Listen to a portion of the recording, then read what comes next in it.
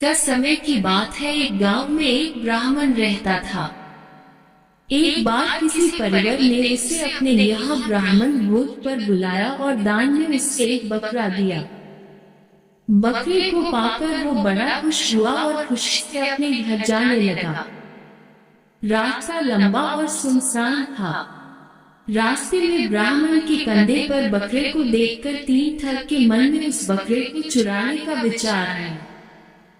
तीनों ने उसे हथियाने की योजना बना ली। तीनों अलग अलग हो गए।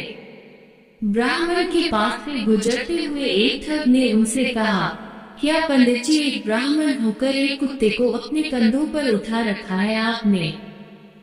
ब्राह्मण ने कहा, अंधे हो क्या? कुछ भी अनाप शनाप बोल रहे हो। तुम्हें दिखाई नहीं देता ये कुत्ता नहीं बकरा है।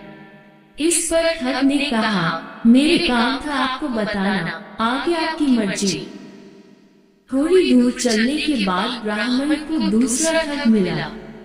उसने ब्राह्मण से कहा, पंडित जी, क्या आप नहीं जानते उच्च कुल के लोगों को अपने कंधों पर कुत्ता नहीं लादना चाहिए?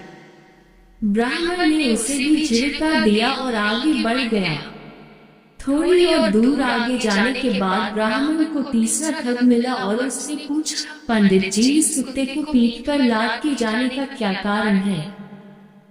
इस बार ब्राह्मण के मन में शक आया कि कहीं उसकी ही आंखें तो धोखा नहीं खा रही है। इतने लोग तो झूठ नहीं बोल सकते।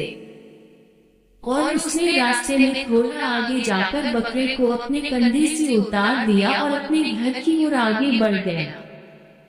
उसके आगे जाते ही तीनों ठग बकरे को वहां से उठा ले गए और उसे मारकर उसकी दावत खाई।